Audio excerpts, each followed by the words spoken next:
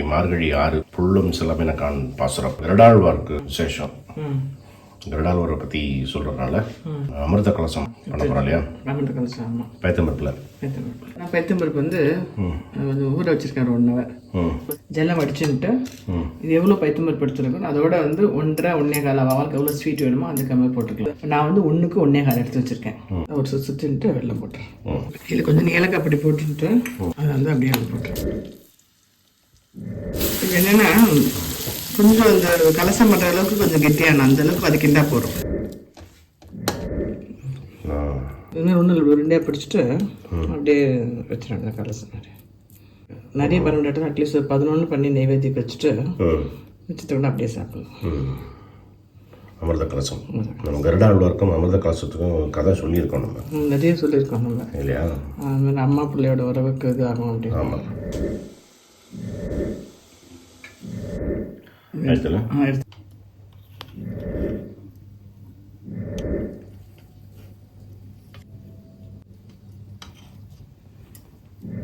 நீங்கள் ஆனாலுக்கு வந்து வெண்பொங்கல் இல்லையா? வெண்பொங்கலும் கருடாழ்வாருக்கு வந்து அமிர்த கலசம். நாளைக்கு வந்து ஆக்சுவலாக என்னன்னா ஆண்டாளுக்கு வந்து என்ன பிரசாதம் நாளைக்கு கீசு இல்லையா? அதுல வந்து தயிரம் கேட்டுலையோன்னு வருதுனால என்ன பண்ணுவோம்னா ஆண்டாளுக்கு வந்து வெண்பொங்கலும் அவள் இருக்கு இல்லையா, அவள்ல கர்ட் பண்ணும், அவள்ல தயிர் போட்டு பண்ணலாம். அப்படி இல்லைன்னா கோதுமை ரவை இருக்குல்ல அதுல வந்து இந்த பகாலாபாத் மாதிரி பண்ணுவோம். சேமியால பண்ற மாதிரியே கோதுமை ரவையில ஞாயிற்றுக்கிழமையா இருக்கு இல்லையா, ஸோ கோதுமை ரவை அது பார்த்துக்கலாம். ஏதாவது ஒன்று பண்ணலாம், எது வேணா பண்ணலாம். Okay, thanks. திருப்பாவை பாசுரம் 6. புள்ளும் சிலம்பினக்கான் புல்லரையன் கோயிலில் வெள்ளை விழிசங்கின் பேரரவம் கேட்டிலையோ பிள்ளாய் எழுந்திராய் பேய்முலை நஞ்சுண்டு கள்ளச்சகடம் களக்கொழிய காலோச்சி வெள்ளத்து அரவில் துயிலமர்ந்த வித்தினை உள்ளத்து கொண்டு முனிவர்களும் யோகிகளும் மெல்ல எழுந்து அரி என்ற பேரரவம் உள்ளம் புகுந்து குளிர்ந்தேலோர் எம்பாவாய். இந்த பாசுரம் ஆரம்பிக்க முன்னாடி நான் ஒன்று கொஸ்டின் கேட்கலாம்னு நினைச்சேன். என்னன்னா கண்டினியூஸா இந்த 10 பாட்டுல வந்து தோழி எழுப்புற மாதிரி தான் இருக்கும். ஆமா, இன்னையில இருந்து. ஆமா, ஆக்சுவலி வந்து என்னன்னா இந்த நாயர்படியில் எல்லாருமே வந்து கிருஷ்ணனோட இருக்கணும்னு ஆசைப்பட்டு அவ வந்து வேண்டின்னு வந்து பண்ணிட்டு இருக்கா. எப்படி தூங்குவா? அப்படி எப்படி தூங்குவா?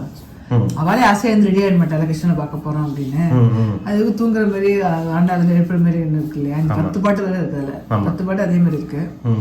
அதனால அதோட இம்பார்ட்டன்ஸ் என்னன்னு சொல்லுங்க. ஏன் எழுப்புறா, இவெல்லாம் ஏன் தூங்குறா? வந்து 6வது பாசுரம் வந்து 15வது பாசுரம் வரைக்கும் தோழிகளை எழுப்பி கூட்டின்னு போற மாதிரி இருக்கும். 6ல இருந்து 15 வரைக்கும் 10 பாசுரங்கள். அவெல்லாம் தூங்கின்னு இருக்க மாட்டான். ஏன்னா அந்த பாசுரங்களை பார்த்தா தெரியும். உரையாடல் நடக்கும், உள்ள இருக்கவளுக்கும் வெளியே இருக்கவளுக்கும் பேச்சு நடக்கும். அவெல்லாம் தூங்கின்னு இருக்க மாட்டான். அதுக்கு பேர் என்னன்னா யோக நித்திரை.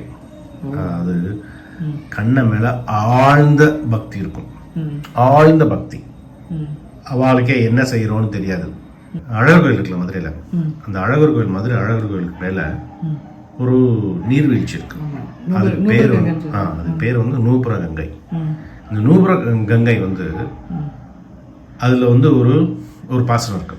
அந்த நூபுர கங்கை என்ன சொல்லுவாங்க, தள்ளாடி தள்ளாடி தள்ளாடி இந்த பக்கம் போய் அந்த பக்கம் போய் வரும் அந்த நூபுர கங்கை. அந்த நூபுர கங்கைக்கு வந்து கள்ளு குடிச்ச மாதிரி இப்படி ஒரு ஆட்டம் போட்டுட்டு வருது இந்த கங்கை அப்படின்னு ஒரு பாசனம் வரும். அது ஏன் கள்ளு குடிக்குது அப்படின்னா கீழே இருக்கிறது கள்ளழகரா. அது என்னன்னா அப்படி ஒரு ஆழ்ந்த பக்தியா அந்த பெருமாள் மேல. அது மாதிரி இந்த 10 பேருமே வந்து அப்படி ஆழ்ந்த சிந்தனையில் இருப்பான். அவ வந்து தூங்கல அப்படிங்கிறது ஒண்ணு. இவளை ஏன் எழுப்புறா? அவன் ஏற்கனவே 5 லட்சம் பேர் இருக்கா. இது 10 குறைஞ்சது அப்படின்னா 4,99,990 இருக்க போகுது. இந்த 10 ஏன் வந்த என்ன வரலன்னா என்ன? அதுக்கு வந்து ஒரு ஸ்ட்ராங்கான பாயிண்ட் இருக்கு. இந்த பக்திங்கிறது இருக்கு இல்லையா, இந்த பக்திங்கிறது ஒரு ஃபயர் மாதிரி. ஆழ்ந்த சிந்தனையும் பக்தியும் ஞானமும் அந்த ஆத்ம ஞானம் இருக்கவா வந்து ஒரு 100 பேருக்கு நடுவில் உட்காந்து வச்சுக்கோ, அவள்கிட்ட இருக்கிற சக்தி அப்படியே பரவும் காட்டுத்தீ மாதிரி. இதுக்கு சிறந்த உதாரணம் வந்து பிரகலாத், பக்த பிரகலாத். இரண்யகசிபு அப்பா வந்து கிளாஸுக்கு அனுப்புறான். அங்கே போய் ஆச்சாரியர்கிட்ட சொல்லி எல்லா ஆச்சாரியரெல்லாம் அந்த இவன் பேர் தான் சொல்லணும்னு சொல்லுவான். நாராயணன் பேர் சொல்லக்கூடாது. இரண்யகசிப்புவே நமகான்னு தான் சொல்லணும்.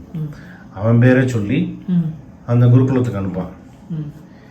இவன் பிறக்கும் போதே நாரதர் வந்து இவன் அம்மா வயிற்றுக்குள்ள இருக்கும்போதே நாரதர் வந்து நாராயணன் நாமத்தை சொல்லியிருப்பார். இவன் பிறக்கும் போதே நாராயணன் பக்தனா தான் பிறப்பான்.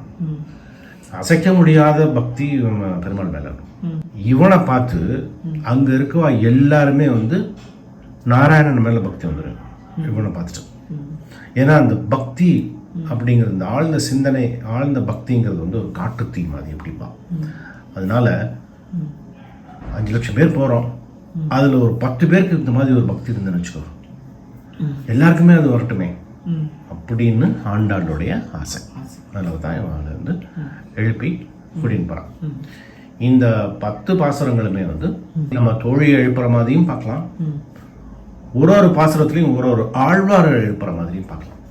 நம்ம வந்து சுப்ரபாதம் வந்து முதல் சுப்ரபாதம் வந்து விஸ்வாமித்திரர் தான் ராமன் மேல பண்ணார். கௌசல்யா சுப்ரபாதம் அது தெரியும் இல்லையா? நம்ம ஏற்கனவே ஒரு வீடியோ பார்த்துருக்கோம். ராமன் மேல சுப்ரபாதம் விஸ்வாமித்திரர் பண்ணார். அப்புறம் ரங்கநாதன் மேல தொண்டரடிப்படி ஆழ்வாள் பண்ணார்.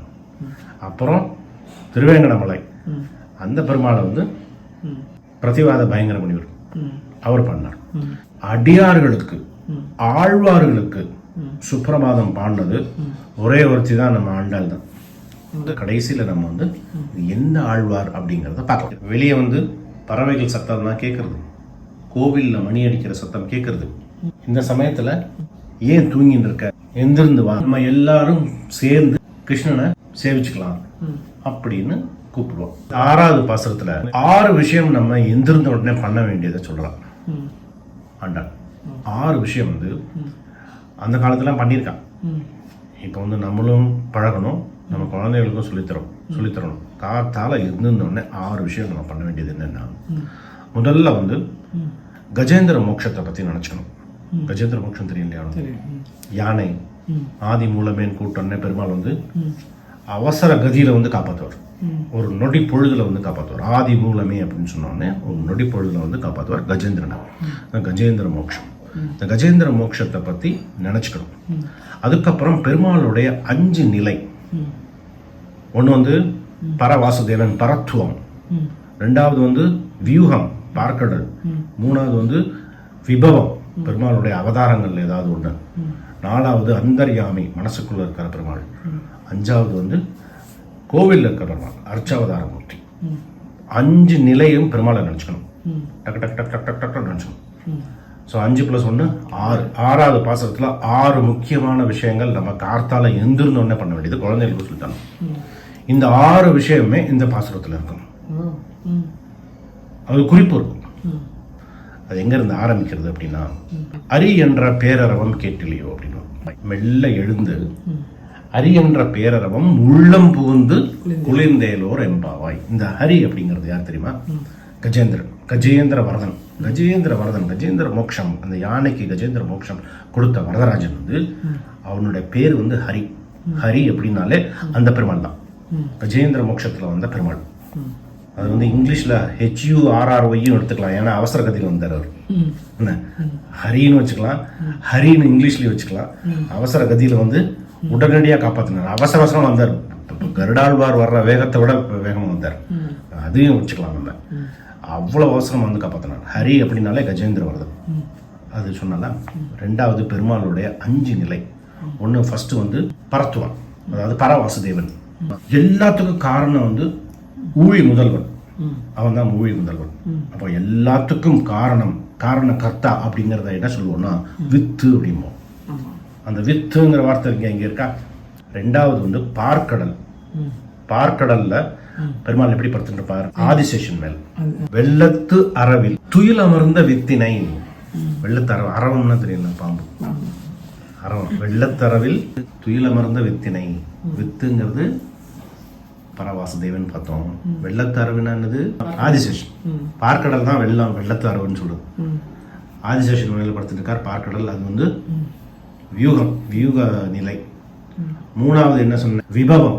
மகாவிஷ்ணுவோட அவதாரங்கள் ஏதாவது ஒண்ணு, அதான் இந்த பேய்முலை நஞ்சுண்டு, கள்ளச்சகடம், இதெல்லாம் கிருஷ்ண அவதாரத்தை சொல்லிட்டான். 4வது அந்தர்யாமி. அந்தர்யாமிங்கிறது மனசுக்குள்ள இருக்கிறது. வெள்ளத்து அரவில் துயில் அமர்ந்த வித்தினை உள்ளத்து கொண்டு முனிவர்களும் யோகிகளும், மனசுக்குள்ள இருப்பா முனிவர்களும் யோகிகளும் அந்தர்யாமியா சேவிச்சுட்டு இருப்பா அந்த பெருமாளை. அதான் அந்தர்யாமி. அடுத்தது அர்ச்சாவதார மூர்த்தி, கோவில்ல இருக்கிற மூர்த்தி. அந்த கோவில்ல இருக்கிற மூர்த்தி ஃபர்ஸ்ட் வரியில கொண்டு வந்துருவா. புள்ளும் சிலம்பின கான் புள்ளரையன் கோவிலில், அது வந்து கோவில்ல இருக்கிற பெருமாள். ஸோ இந்த 5ம் கஜேந்திர மோட்ச பெருமாளும் 6ஐயும் நினைச்சுக்கணும் அப்படின்னு சொன்ன பாசுரம் 6வது பாசுரம். சரியா? இப்போ நம்ம ஃபர்ஸ்ட் வரைக்கும் வருவோம். புள்ளும் சிலம்பின கான். புல் அப்படின்னா பறவைன்னு அர்த்தம். புல்லும் அப்படின்னா புல்லு கூட, பறவை கூட. ஸோ இதில் வந்து நான் வந்து டயலாக்னு சொன்னேன் இல்லையா, பேச்சு நடக்கும் 2 பேருக்கும், உள்ள இருக்கிற தோழிக்கும் ஆண்டாளுக்கும் பேச்சு நடக்கும். சில பாசுரங்கள் வந்து டயலாகாக இருக்கும், சில பாசுரங்கள் மோனோலாகாக இருக்கும், அதாவது ஒருத்தர் பேசுகிற மாதிரி இருக்கும். சில பாசுரங்கள் வந்து 2 பேர் பேசுகிற மாதிரி மாற்றி வரும். இதில் வந்து மோனோலாக். புல்லும் சிலம்பினக்கால், பறவை கூட அப்படின்னா அவ சொன்னது இங்கே மறைஞ்சிருக்கும், ஹிடன். அதாவது தோழி சொன்னது மறந்துடும், ஹிடனாக இருக்கும். ஆண்டாள் சொன்னது மட்டும் இருக்கும். பறவை கூட சத்தம் எழுப்புறதே. சிலம்பின அப்படின்னா சிலம்பு, நம்ம காலில் சிலம்பு போட்டிருப்போம் இல்லையா, அந்த சிலம்பு சத்தம் இருக்கு. அந்த சிலம்பின அப்படின்னா சிலம்புதல் அப்படின்னா சப்தம் எழுப்புதல் அர்த்தம். உள்ளும் பறவை கூட சப்தம் எழுப்புறது அப்படின்னு சொல்ற இதில் வந்து 3வது வார்த்தை வந்து இப்போ நான் வந்து ஒரு கொஸ்டின் கேட்க போறேன் நம்ம வியூவர்ஸ்க்கு. என்ன இப்போ வந்து நம்ம மார்கழி முடியறதுக்குள்ளார இதை வந்து ரீசன் போட்டால் கரெக்டாக யார் சொன்னாங்கிற பேரை வந்து நம்ம அனௌன்ஸ் பண்ணுவோம். புல்லும் சிலம்பின கான். புல்லுனா பறவைன்னு பார்த்தோம், சிலம்பின அப்படின்னா சப்தம்னு பார்த்தோம். சப்தத்தை கேட்க முடியுமா, பார்க்க முடியுமா? கேட்கணும். ஸோ புல்லும் சிலம்பின கேள்னா சொல்லணும், கேட்கத்தானே முடியும், அதை பார்க்க முடியும். கான் அப்படிங்கிறான். புல்லும் சிலம்பின கான், அது எப்படி கரெக்டாக இருக்கும் அப்படிங்கிற கொஸ்டின் எல்லாருக்கும். எல்லாரும் கரெக்டாக கேட்கணும் இல்லையா நான் சொல்றது. அதனால அது உங்களுக்கு இது இல்லை என்ன நீங்கள் சொல்கிறது எல்லாரும் கரெக்டாக கேட்குறாங்க. டீச்சர்ஸ் தான் அப்படி பண்ணுவா. ஆமாம், நீங்கள் எப்படி பண்ணுற உங்களோட இருந்து எனக்கு அந்த மாதிரி பழக்கம் வந்துடுது. அது என்னன்னு வியூவர்ஸ்க்கு விட்டுலாம். புல்லும் சிலம்பின கான் புல்லரையன் கோவிலில். இப்போ புல்லுனா பறவைன்னு பார்த்துட்டோம். இந்த புல்லரையன்னா, அரையன்னா என்னது? ராஜா, தலைவன். அதாவது பறவைக்கு ராஜா, பக்ஷி ராஜா யாரு? கருடர். கருடாழ்வார் வந்துட்டாரா? கருடாழ்வார் இங்கே வந்துட்டார். நம்ம நேற்று பாசனத்தில் சொன்னோம், இன்னைக்கு வந்து கருடாழ்வாரை பற்றி பேசுகிறான்னு. ஸோ கருடாழ்வாருக்கு இன்னைக்கு வந்து நம்ம அமிர்த கலசம் பிரசாதம் பண்ண போகிறோம். ஆண்டாளுக்கு வெண்பொங்கல், கருடாழ்வாருக்கு ஸ்பெஷலாக அமிர்த கலசம் நைவேத்தியம். புல்லரையன் அப்படின்னாலே கருடாழ்வார். புல்லுனா பறவை, அரையன்னா ராஜா, பறவைக்கு ராஜா கருடாழ்வார். கோவிலில், அந்த கோவில் அப்படிங்கிறது வந்து ரெண்டா பிரிக்கணும். கோயில்னு பிரிக்கணும். கோன்னா என்ன தெரியுமா? அரசன், தலைவன் அர்த்தம். திருப்பி இதுக்கு தலைவன் யாரு? புல்லுக்கு ராஜா கருடாழ்வார், கருடாழ்வாருக்கு ராஜா பெருமாள். அந்த அவன் இருப்பிடம், அவன் இருக்கிற இடம். அதாவது பெருமாள் கோவில்ல சத்தம் கேக்குதா இல்லையா அப்படின்னு சொல்றான். பெருமாள் கோவில் பக்கத்துல, பெருமாள் கோவில்ல சங்கு ஊதுரா, இந்த சங்கநாதம் கேக்குதா இல்லையாங்கிறத புல்லரையன் அப்படி கோவில்ல சத்தம் கேக்குதான்னு கேக்குறான். இது ஏன் இப்படி சுத்தி அப்படி சுத்தி, புல்லுன்னு சொல்லி, அரையன் சொல்லி, கோன்னு சொல்லி, இல்லு சொல்லி, அது புல்லரையன் கோவில் அப்படின்னு ஏன் இப்படி சுத்தி சுத்தி வரணும்? டைரக்டா சொல்லாம பெருமாள் கோவில்ல சத்தம் வருதுங்க. அதுல ஒரு விசேஷம் இருக்கு. பெருமாள் ஆகட்டும், பெருமாள் பக்தர்கள் ஆகட்டும், 2 பேருக்கும் ஒரு டீப் பாண்டிங் இருக்கும். பெருமாளை சொல்லும் போது பக்தனை சொல்றது, பக்தனை சொல்லும் போது பெருமாளை சொல்றது. இது வந்து ஸ்ரீ வைஷ்ணவ பழக்கம். என்ன, இப்ப வந்து திருப்பதி கோவில் எவ்வளவோ கோவில் இருக்கு, பெருமாள் கோவில் எவ்வளவோ கோவில்கள் இருக்கு. ஆனா அதுல 108 மட்டும் நம்ம திவ்ய தேசம் அப்படிங்கிறோம். ஏன்? அது வந்து பெருமாள் வந்து ஒரு வடிவா இருக்காருன்னு கிடையாது. அந்த பெருமாளை ஆழ்வார்கள் பாடினால திவ்ய தேசம். அது பெருமாளுக்கு பெருமை. இது வெறும் பெருமாள் இல்லை. திருமங்கை ஆழ்வார் பாடினது, பெரியாழ்வார் பாடினது, எங்க ஆண்டாள் பாடினது அப்படிங்கும்போது அந்த பெருமாளுக்கு பெருமை. அதனால திவ்ய தேசம். அதே மாதிரி பக்தர்களுக்கும் அப்படி ஒரு பெருமை, பெருமாளை சொல்லி சொல்றது. இது வால்மீகி ராமாயணத்துல ஒரு சம்பவம் இருக்கு, சொல்லவா? அசோகவனத்துல சீதையை உட்காந்துருக்கா. அவ வந்து சதா சர்வ காலமும் 2 பேருடைய வரவு வந்து எதிர்பார்த்துட்டே இருந்தாலும். யாரு 2 பேர்? அது ராமனையும் லட்சுமணன் தான் எதிர்பார்த்துட்டு. ராமனையும் லட்சுமணனையும் எதிர்பார்த்துட்டு உட்காந்துருக்கா. இது வால்மீகி ஸ்லோகம் எப்படி தெரியுமா இருக்கும்? ராமானுஜனையும் லக்ஷ்மணனுடைய பூர்வ ஜனனையும் எதிர்பார்த்து இருக்கான்னு சொல்லுவான். அந்த ஸ்லோகத்துல வரும், வால்மீகி சொல்றதா வரும். ராமானுஜன் அதாவது ராம அனுஜன். அனுஜன்னா என்னது? தம்பி. பூர்வஜன் அப்படின்னா அண்ணன். லக்ஷ்மண பூர்வஜன் அப்படின்னா லக்ஷ்மணனோட அண்ணன். யாரு? ராமன். ராமானுஜன் அப்படிங்கிறது ராமனுடைய தம்பி. அனுஜன் தான் தம்பி. ராமனுடைய தம்பி லக்ஷ்மணன் அப்படிங்கிறது. அப்போ அந்த தம்பிக்கு பெருமை பெருமாளை சேர்த்து சொல்றதுனால, லக்ஷ்மண பூர்வஜன் அப்படிங்கறனால பெருமாளுக்கு பெருமை பக்தரை சேர்த்து சொல்றதுனால. பெருமாள் கோவில்னு டைரக்டா சொல்லாம புல்லரையன் கோவில், புல்லரையன் கோவில் அப்படின்னு சொல்றான். அந்த புல்லரையன் கோவில் அப்படின்னு கோவிலுக்கு ஒரு அட்ஜெக்டிவ். அந்த அட்ஜெக்டிவ் வந்து பெருமாளுக்கு பிடிச்ச அட்ஜெக்டிவ். சரியாச்சா? இப்ப ஏன் புல்லரையன் கோவில்னு சொல்லிட்டேன்னா, இப்ப அடுத்த கொஸ்டின் என்னன்னா, பெருமாளுக்கு பக்தா எவ்வளவு பேர் இருக்கா? கருடன் இருக்கார், ஆதிசேஷன் இருக்கார், லக்ஷ்மணன் இருக்கான், எத்தனையோ பேர் இருக்கா. ஏன் நம்மளும் இருக்கோம். எல்லாரையும் விட்டுவிட்டு ஏன் கருடனை மட்டும் சொல்லணும்? அந்த கொஸ்டின் வரும் அடுத்து, இல்லையா? ஏன் கருடனை மட்டும் சொல்றா? ஏன் சொல்ல தெரியுமா? பெரியாழ்வார் வந்து கருடாழ்வாரோட அம்சம். அப்பா இருக்காளே, ஆண்டாளுடைய வளர்ப்பு தந்தை. அவளுக்கு தந்தை ஆச்சாரியன் எல்லாமே பெரியாழ்வார் தான். அவளுக்கு பெரியாழ்வார் வந்து கருடாழ்வாரோடைய அம்சம். அதனால பெரியாழ்வாரை சொல்ற மாதிரி கருடனை சொல்ற. பெரியாழ்வாருக்கு அதிபதி, அரசன், ராஜன் யாரு? பெருமாள். அதை சொல்றான். பெரியாழ்வாரை சொல்ற மாதிரி கருடாழ்வாரை சொல்லிட்டான். அடுத்த கொஸ்டின் என்ன தெரியுமா? பெருமாளுக்கு கருடாழ்வார் பக்தனை பேரை சொல்லி சொன்னா பெருமாளுக்கு சந்தோஷம். அதனால புல்லரையன்னு சொல்லியாச்சு. இப்ப ஏன் கருடனை சொன்னாச்சுன்னா அவன் அப்பாவை சம்பந்தப்படுத்தி சொல்லிட்டா, அதனால சொல்லியாச்சு. இப்போ இந்த புல்லரையன் கோவில் எது? எந்த கோவில்? எந்த கோவில சொல்லியிருக்காங்க? இப்போ இவ இருக்கிறது வந்து எங்க? ஆயர்பாடி. ஆயர்பாடி, ஸ்ரீவில்லிபுத்தூர் கிடையாது. இவெல்லாம் வந்து எல்லாம் ஆயர்பாடியில் இருக்கா. ஸ்ரீவில்லிபுத்தூர் வட்டபத்திர சாயி தான் வந்து நந்தகோபுரோட அரண்மனை. வட்டபத்திர சாயி பெருமாள் தான் கண்ணன். இந்த கோபியர்கள், இந்த ஸ்ரீவில்லிபுத்தூர் தோழிகள் எல்லாம் கோபியர்கள்.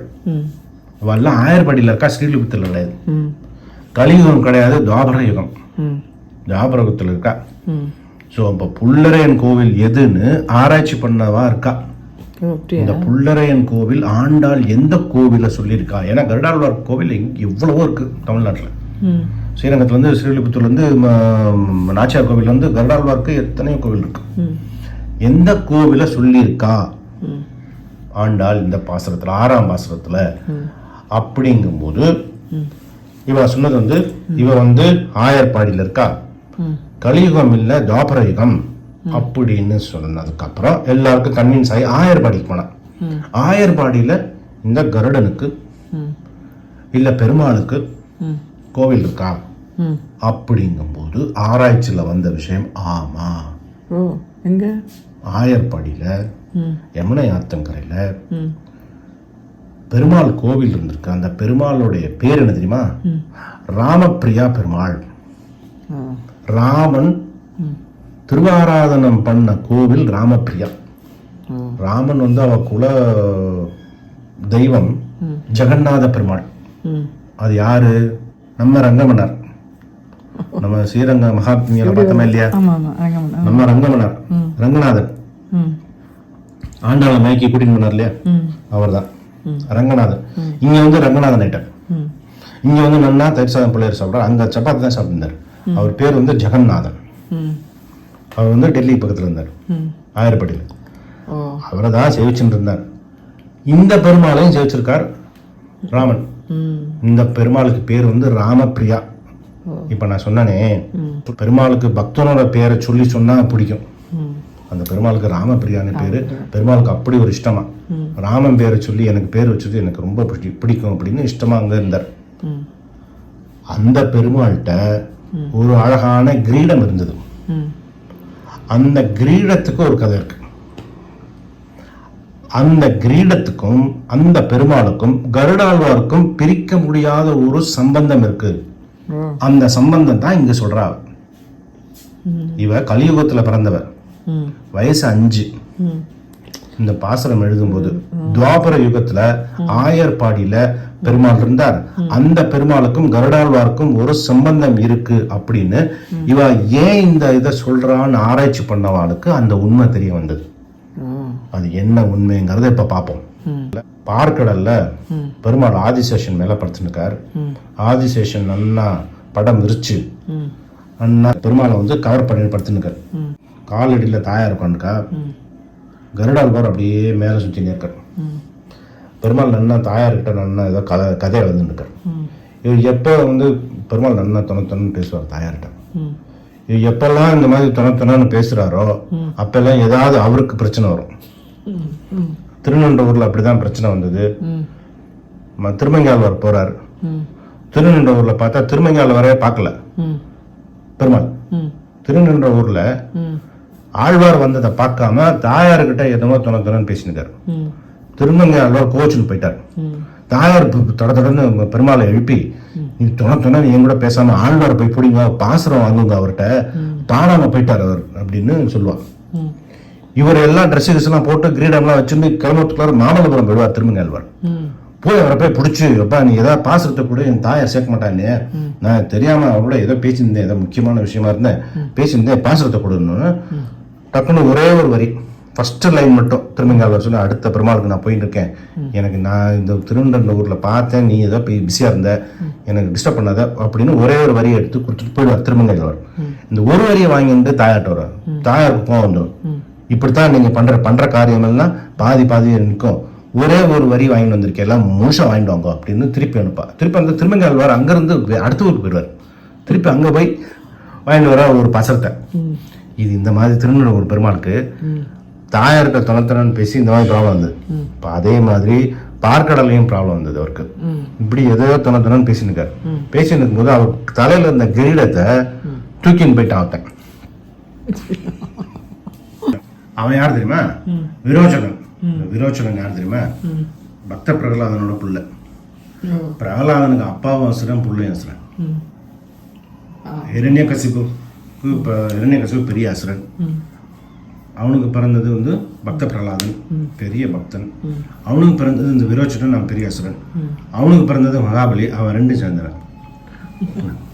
அவன் பக்தனா இருந்தான், அசுரனா இருந்தான். ஆனா சிரஞ்சீவி வாழ்த்து பெருமாள்கிட்டே வாங்கி பெருமாளே மெய்காப்பலன் இருக்கிற மாதிரி இருந்தான் மகாபலி. அந்த கதையை பார்த்தோம். இந்த விரோச்சனங்கிறது பிரகலாதனுடைய புள்ள, அவன் பெரிய அசுரன். நேர பார்க்கடலுக்கு வந்தா பெருமாள் வந்து தாயார்கிட்ட என்ன தொணத்தொன்னு பேசியிருந்தார் ரொம்ப நேரமா. நேர வந்து கிரீடத்தை சுட்டுன்னு போயிட்டான். கிரீடம் போனோடனே இவர் திரும்பி பார்க்குறாரு, கிரீடத்தை எடுத்துட்டான். இவன் பெருமாள் பார்த்துட்டு கருடான்னு கருடா இப்படி மேலே ரவுண்ட் அடிச்சிருந்தான். கருடா வந்தான். கருடா வாங்கினா வந்தா என்ன இந்த மாதிரி எவனோ வந்தான் வந்து கிரீடத்தை எடுத்துன்னு போயிட்டான்டான். அவன் கருடால் இருக்க என்ன பண்ணிட்டு இருந்தேன் நீங்க, அவன் கிரீடத்தை எடுக்கிற வரைக்கும் என்ன பண்ணிட்டு இருந்தேன் அப்படின்னு கேட்பார் கருடாழ்வார். ஏதோ இதுல பேச்சு சுவாரஸ்யத்துல விட்டுட்டேன், புடி அவனை போய் புடிடான்னு. பிறந்து பார்த்தா கருடாழ்வார் மேல இருந்து பார்க்க முடியலையா, அவன் பாதாள லோகத்துக்கு போயிடுவான். யாரு? விரோச்சனன். பாதாள லோகத்துக்கு போயிடுவான் அந்த கிரீடத்தை தூக்கிண்டு. பெருமாள்கிட்ட வந்து சொல்லுவார், இந்த மாதிரி பாதாள லோகத்துக்கு போயிட்டாங்க. சரி போய் புடி, எனக்கு நான் கிரீடம் வேணும், எனக்கு அது கிரீடம் இல்லைன்னா இப்போ வாழ்க்கையை பிரச்சனை ஆகிடும், நீ போய் அந்த கிரீடத்தை போய் வாங்கிட்டு வா அப்படின்னு அனுப்பி விட்றான். அவன் பாதாள லோகத்துக்கு போய் பல வருஷம் சண்டை. அந்த கருடாவிற்கும் அந்த விரோச்சனனுக்கும் பெரிய சண்டை. கடைசியில் கருடாழ்வார் ஜெயிச்சிருவார். அந்த கிரீடத்தை வாங்கிடுவார். வாங்கிட்டு பெருமாள்கிட்ட கொடுக்கலான்னு பார்க்கடலுக்கு போகலான்னு போயின்னு இருக்கும்போது ஆயர்பாடியில் கிருஷ்ணனை பார்த்துருவார். யாரு? கருடாழ்வார். மேலேருந்து பார்த்துருவார். கிருஷ்ணன் அழகா இருப்பான், அப்படி ஒரு அழகு. மேலேருந்து பார்த்தோன்னே இவருக்கு ஆஹா என்ன ஒரு அழகு, இந்த குழந்தை இப்படி அழகா இருக்கானே, இந்த கிரீடத்தை போட்டா இன்னும் அழகா இருப்பானே அப்படின்னு தோன்ட்டு. இப்போ பெருமாளுக்கு என்ன சொல்றது? பெருமாள் ஏதோ அட்ஜஸ்ட் பண்ணிக்கிட்டோம், அவர் என்ன பண்ணிப்பார் அப்படின்னு சொல்லிட்டு அந்த கிரீடத்தை கிருஷ்ணனுக்கு போட்டுருவார் பெருமாள். அந்த கிரீடம் கொள்ளும். ஆற்கடல்ல இருக்கிற அந்த பெருமாள் வாலிபன், இளைஞன். இங்க கிருஷ்ணன் வந்து சின்ன பையன், அவன் தலையிலையும் கொள்ளும். மாயனை மண்ணு வடமதுரை மைந்தனை பார்த்தமே நேத்து பாசுரத்துல மாயாஜாலம் பண்ணுவான்னு சொன்னோம் இல்லையா, அதுல இது ஒண்ணு. அதாவது அவனுடைய ஆபரணங்கள் இருக்கு இல்லையா, பெருமாளுடைய ஆபரணங்கள், எல்லா ஆபரணங்களுமே எல்லா அவதாரத்துக்கும் பொருந்தும். பிறக்கும்போது ஜெயிலில் இருக்க அம்மா அப்பா தேவகியும் வசுதேவனும் ஜெயிலில் அப்படியே வந்து பிறந்தான்.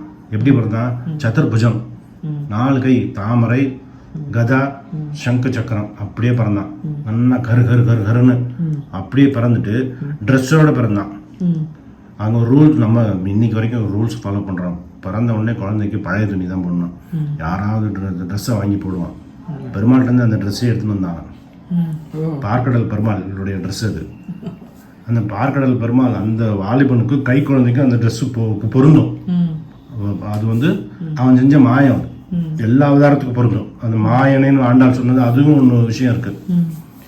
கருடாழ்வார் இந்த கிரீடத்தை போட்டார் கிருஷ்ணனுக்கு, கரெக்டாக பத்துருது. அதை போட்டுட்டு அழகு பார்த்துட்டு சரி நான் வரேன் அப்படின்னு சொல்லிட்டு நேராக பார்க்கடல் போவார்.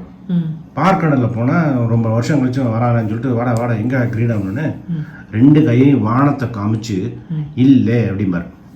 அதான் நாச்சியார் குரலில் கருடன் பார்த்தேன்னா அதே போஸ்டில் இருப்பார். கல்கருடன் வந்து பார்த்தேன்னா 2 கையும் விரிச்சு வானத்தை காமிச்சு விரிச்சு இல்லை அப்படின்னு நம்ம குழந்தையெல்லாம் சொல்லுவோம் பாரு, இல்லை அப்படின்னு. அது மாதிரி இல்லை அப்படின்றாரு. நீங்கள் பண்ணிக்கோங்க அப்படின்றான். நீங்கள் ஒன்று புதுசாக இதே மாதிரி கிரீடம் பண்ணிக்கோங்க, ஆயர்பாடியில் கிருஷ்ணன் போட்டேன் அப்படின்னு சொல்லுவார். அப்புறம் பார்க்கடல் பெருமாள் வந்து இன்னொரு கிரீடம் பண்ணிட்டுருவார். இப்போ இங்கே என்ன ஆகும்னா, ஆயர்பாடியில் கிருஷ்ணன் தலையில ஒரு கிரீடம், கிரீடத்தோட ஆத்துக்கு போவான். யசோதை பார்ப்பான், என்னடா இது தலையில கிரீடம் யாரா கொடுத்தது அப்படின்னு கேட்பான். கிருஷ்ணன் என்ன சொல்லுவான், வானத்துல இருந்து ஒரு பருந்து வந்தது. கருடால் வர சொல்லுவான், ஒரு பருந்து வந்தது.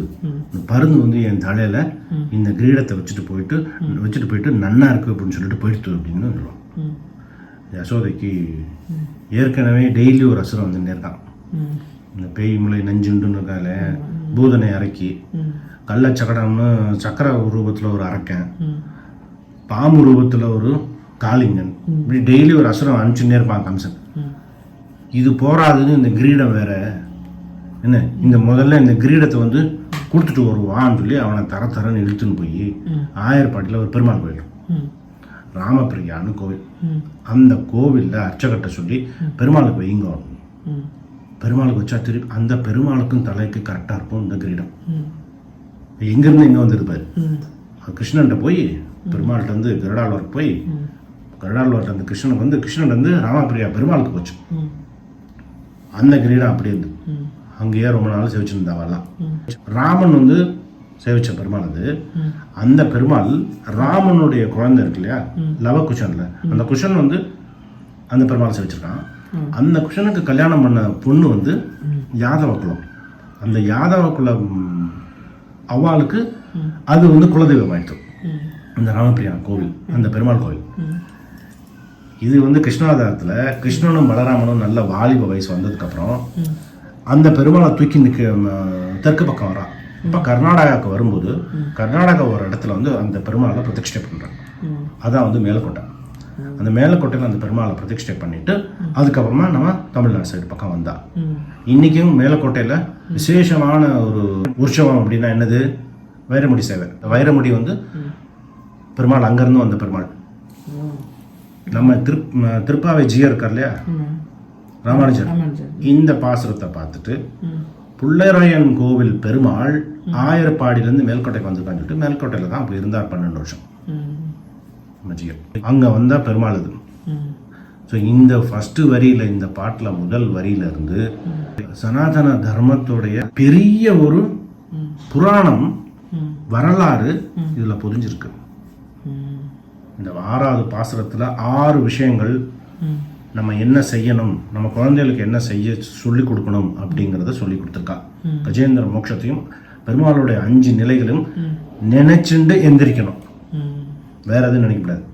அந்த கஜேந்திரன் வந்து ஆதி மூலமேன்னு சொன்ன உடனே ஹரி வந்து எப்படி வந்து காப்பாற்றினானோ அது மாதிரி நம்ம அன்னைக்கு பொழுது வந்து ஹரியோட நினைப்பு இருந்ததுன்னா அந்த அந்த அந்த நாள் பூரா நல்லா இருக்கும். அதே மாதிரி பெருமாளுடைய 5 நிலை அதை நினச்சிக்கணும். அதுக்கப்புறம் இந்த புல்லரையன் கோவில், இந்த புல்லரையன் ஏன் சொன்னது, பெருமாளுக்கு வந்து பக்தனோட பேரை வச்சு அவனை சொல்லும்போது அவனுக்கு பெருமாளுக்கு ஒரு சந்தோஷம். இந்த ஒரு வரியில வந்து நம்மளுடைய புராணமே வந்து அதில் புரிஞ்சிருக்கு. அதனால தான் வந்து திருப்பாவை வந்து வேதங்களின் வித்து அப்படின்னு சொல்றது. ஆண்டாளை வந்து தமிழை ஆண்டாள், பெருமாளை ஆண்டாள், நம்மை ஆண்டாள் அப்படிங்கிற ஆண்டாள் அப்படின்னு சொல்லுவோம். இந்த பாசுரத்துல வந்து எந்த ஆழ்வாரை எழுப்புறா அப்படிங்கிறது பார்த்தோம் அப்படின்னா மறைமுகமா சில வார்த்தைகள்லாம் இருக்கும், அதெல்லாம் டீகோட் பண்ணா தெரிஞ்சிடும். புல்லரையன் அப்படின்னா கருடாழ்வார், கருடாழ்வார் அம்சம் பெரிய ஆழ்வார், அது ஒரு க்ளூ இருக்கு. 2வது பிள்ளாய் எழுந்திராய், இந்த பிள்ளை இருக்கு இல்லையா, இந்த பிள்ளை அப்படின்னு குழந்தை மனசு ஆழ்வார்கள்லயே குழந்தை மனசு யாரு அப்படின்னா பெரிய ஆழ்வார் தான். வல்லவதேவன் பாண்டியன் வந்து போட்டி வைக்கிறான், எனக்கு முக்தி எப்படி கிடைக்கும், எனக்கு முக்தி கொடுக்கறதுக்கு தகுதி யாருக்கு இருக்கு, எந்த பெருமாளுக்கு இருக்கு, எந்த கடவுளுக்கு இருக்கு அப்படின்னு கொஸ்டின். அதை வந்து யார் வந்து கரெக்டா என்னை வந்து கன்வின்ஸ் பண்றாளோ, அந்த பொற்கிழி உண்டு, அந்த கன்வின்ஸ் பண்ற சமயத்துல அவ வந்து கரெக்டான பாயிண்ட் சொல்லிட்டான்னா அந்த பொற்கிழி தானா உடஞ்சு கீழே வந்துடும். அதான் வந்து ப்ரூஃப். எல்லாரும் பண்டிதர்கள்லாம் எல்லாரும் என்னென்னமோ சொல்லி பார்க்குறா, கடைசியில் வந்து உபநிஷத்துல இருந்து புராணங்கள்ல இருந்து இதிகாசங்கள்ல இருந்து வேதங்கள்ல இருந்து கோட் பண்ணி பெரியாழ்வார் கொடுக்குறார். பொற்கிழி தானா கீழே வருது. யானை மேல உட்கார வச்சு ஊர்வலம் வரா மதுரையில, வல்லபதேவன் யானை மேல உட்காந்துட்டு வரார்.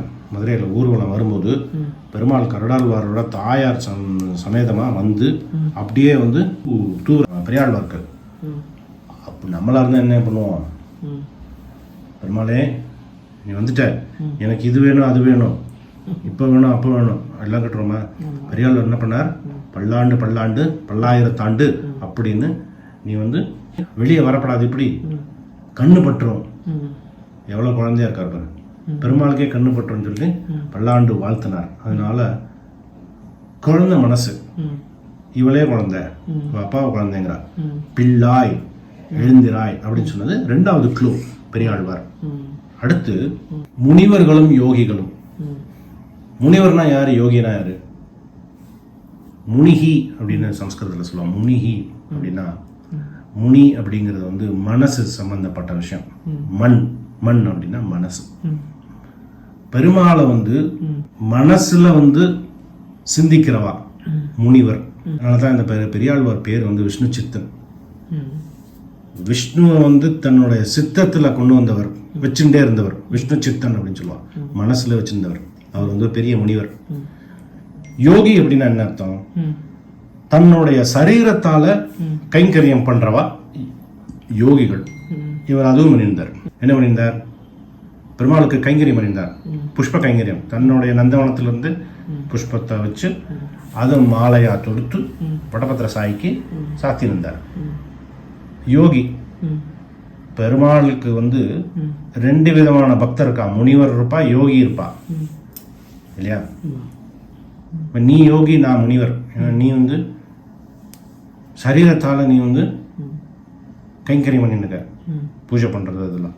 நான் வந்து பெரிய முனிவர் ஜெயஸ்ரீ. நான் வந்து பெருமாள் வந்து சித்தம் என்னோட மனசுக்குள்ள இருக்கு.